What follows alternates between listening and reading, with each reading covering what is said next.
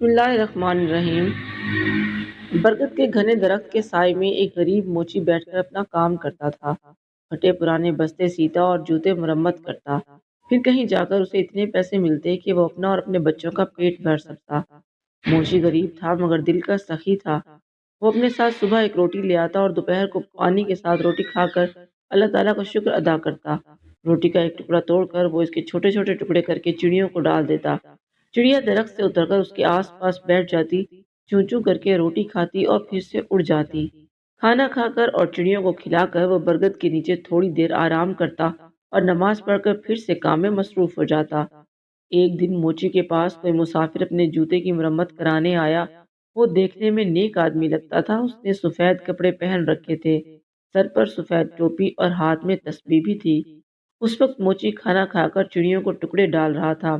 مسافر نے دیکھا کہ روکھی سوکھی روٹی میں سے بھی موچی نے ایک ٹکڑا چڑیوں کو کھلایا ہے اور پھر ہاتھ اٹھا کر اللہ رب العالمین کا شکر ادا کیا ہے۔ مسافر نے موچی سے کہا، تم سوکھی روٹی کھا کر اللہ کا شکر ادا کر رہے ہو، جبکہ اس دنیا میں ہزاروں لوگ ایسے ہیں جو اچھے اچھے کھانے اور پھل کھا کر بھی اللہ تعالیٰ کا شکر ادا نہیں کرتے۔ آخر کیا بات ہے؟ موچی بولا، میں کسی سے کم نہیں۔ اللہ تعالیٰ نے مجھے سب سے بڑی دولت صحت سے نوازا ہے۔ صحت نہ ہو تو انسان سب کچھ ہوتے ہوئے بھی کچھ نہیں کھا سکتا۔ میرے ہاتھ پاؤں سلامت ہیں، محنت کر سکتا ہوں، صبر کی دولت تو میرے پاس بھی ہے۔ پھر کیوں نہ میں اپنے رب کا شکر ادا کروں؟ یہ چڑیاں میری پڑوسی ہیں، ان کا بھی حق ہے۔ میں اپنے پڑوسی کا حق ایک نوالے سے ادا کرتا ہوں۔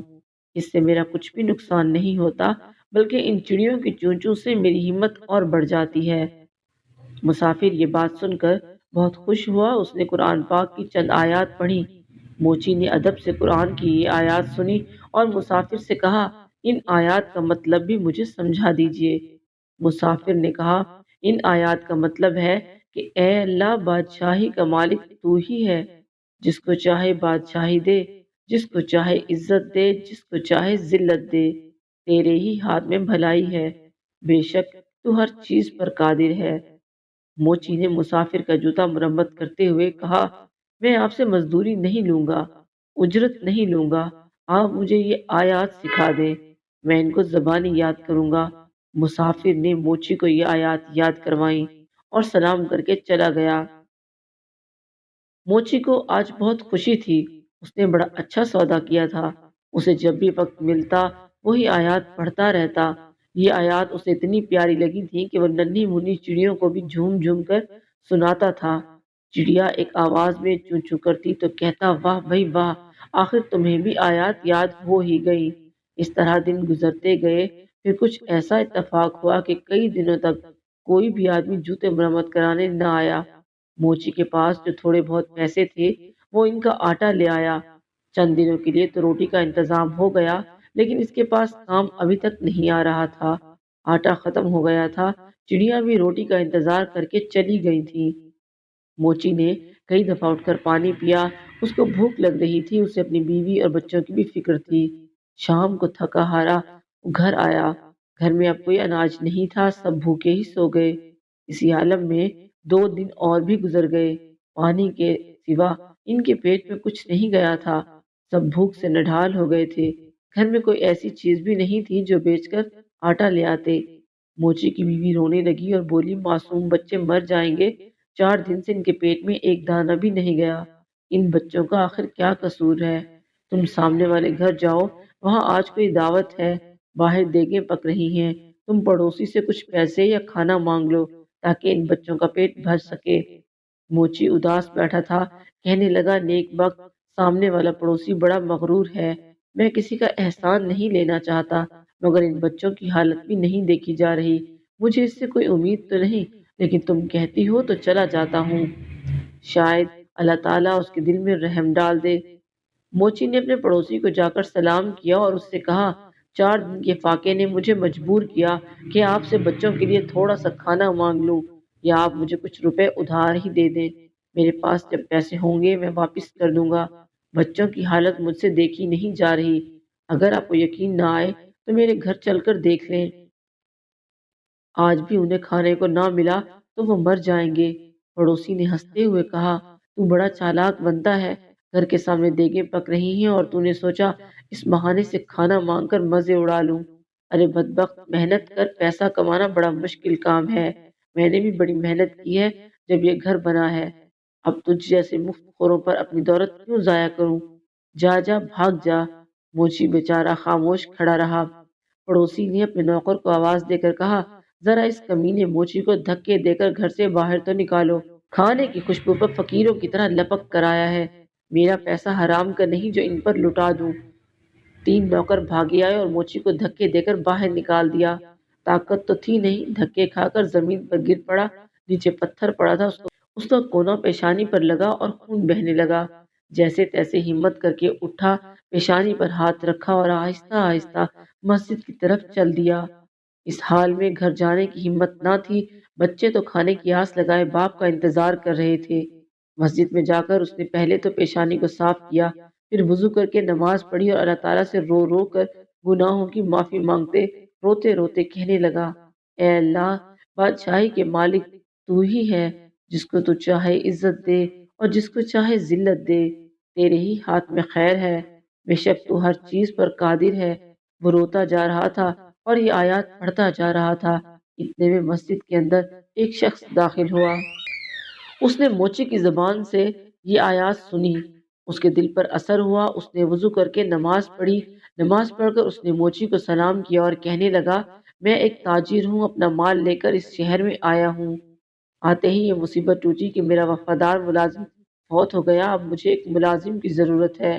تم بھی اللہ تعالیٰ کے گھر میں ہو اور میں بھی۔ اگر تم میرے ساتھ مل کر کام کرو تو میں وعدہ کرتا ہوں کہ تمہارا حق پورا پورا ادا کروں گا، اور تم بھی وعدہ کرو کہ ایمانداری سے کام کرو گے۔ موچی نے اللہ تعالیٰ کا شکر ادا کیا۔ اللہ تعالیٰ نے اس کی دعا سن لی تھی۔ اس شخص نے موچی کو کچھ رقم دی۔ موچی بازار سے کھانا خرید کر گھر لے آیا۔ سب نے ساتھ مل کر کھانا کھایا۔ موچی نے تاجر کے ساتھ مل کر کام شروع کر دیا۔ تھوڑی ہی مدت میں اس کے پاس بہت سے پیسے جمع ہو گئے۔ جب سوداگر اپنے وطن واپس جانے لگا تو موچی نے خود تجارت شروع کر دی۔ اللہ تعالیٰ نے تجارت میں برکت ڈالی اور چند سال میں ہی وہ شہر کا امیر ترین آدمی بن گیا۔ موچی نے خوبصورت مکان بنوایا۔ وہی آیات جو ہر وقت پڑھتا تھا ایک پتھر پر لکھوا کر اپنے مکان پر لگوا دی۔ اب اس کے ہاں کئی نوکر کام کرتے تھے۔ باورچی خانے میں بہت سارا کھانا پکتا تھا۔ کوئی غریب آدمی آتا تو موچی عزت و اکرام کے ساتھ بٹھاتا، کھانا کھلاتا اور اس کی مدد کرتا۔ برگد کے درخت پر جو چڑیاں رہتی تھیں موچی انہیں بھی نہیں بھولا تھا۔ وہ ڈھیر سارا دانہ چڑیوں کو ڈال کر آتا۔ ایک دفعہ سردی کا موسم تھا، بارش ہو رہی تھی۔ رات کے وقت کسی نے دروازے پر دستک دی۔ نوکر نے دروازہ کھولا۔ ایک آدمی پھٹے پرانے کپڑوں میں دروازے پر کھڑا کانپ رہا تھا۔ وہ اسے اندر لے آیا، کمرے میں بٹھایا، اس کو کپڑے لا کر دیے، باورچی خانے سے جا کر گرم گرم کھانا لا کر اس کے سامنے رکھا۔ اس آدمی کی یہ حالت دیکھ کر نوکر رونے لگا۔ اتفاق سے موچی جاگ رہا تھا۔ اس نے نوکر کو روتا دیکھ کر پوچھا، کیا بات ہے؟ حضور، آپ کے دروازے پر جو آیات لکھی ہیں ان کا مطلب آج میری سمجھ میں آیا ہے۔ ابھی جو فقیر آیا ہے چند سال پہلے یہ بڑا امیر آدمی تھا اور اس کا بہت بڑا مکان تھا۔ اس کے پاس بہت سی دولت تھی، مگر یہ ہر آدمی کو حقیر جان کر ذلیل کرتا تھا، کسی کو صدقہ خیرات تک نہیں دیتا تھا۔ آج اللہ تعالیٰ نے اسے خود فقیر بنا کر یہاں بھیجا ہے۔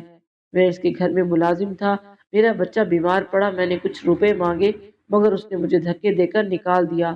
میرا بچہ علاج نہ ہونے سے مر گیا۔ آج اسے اس برے حال میں دیکھ کر مجھے رونا آ گیا۔ واقعی اللہ تعالیٰ ہر چیز پر قادر ہے، عزت اور ذلت اسی کے ہاتھ میں ہے۔ موچی دوسرے کمرے میں گیا تو دیکھا کہ اس کا وہی مغرور پڑوسی کھانا کھا رہا ہے جس نے اسے دھکے دے کر باہر نکالا تھا۔ موچی نے اس کو سلام کیا اور کہا، میں آپ کا وہی غریب پڑوسی ہوں جو موچی کا کام کرتا تھا۔ ایک بار کئی دن کے فاقے نے مجھے آپ کے دروازے پر جانے پر مجبور کر دیا تھا، آپ نے دھکے دے کر باہر نکلوا دیا تھا۔ میری پیشانی پر اس دن لگنے والی چوٹ کا نشان ابھی تک موجود ہے۔ پڑوسی نے موچی کو پہچان لیا۔ وہ روتے ہوئے کہنے لگا، اللہ تعالیٰ نے مجھے سزا دی ہے، میرا سارا کاروبار تباہ ہو گیا، بیوی مر گئی، بچے آوارہ ہو گئے اور میں خود بیمار ہو گیا ہوں، مکان بھی بک گیا ہے، اپنا سر چھپانے کا ٹھکانہ ہے اور نہ کوئی آسرا۔ سچ ہے جو بھی دولت پر غرور کرتا ہے اس کا انجام خراب ہوتا ہے۔ واقعی اللہ تعالیٰ جسے چاہے عزت دے اور جسے چاہے ذلت دے۔ اس کے ہاتھ میں خیر ہے اور وہ ہر چیز کا مالک ہے۔ موچی نے کہا، ہر چیز اللہ تعالیٰ کے اختیار میں ہے۔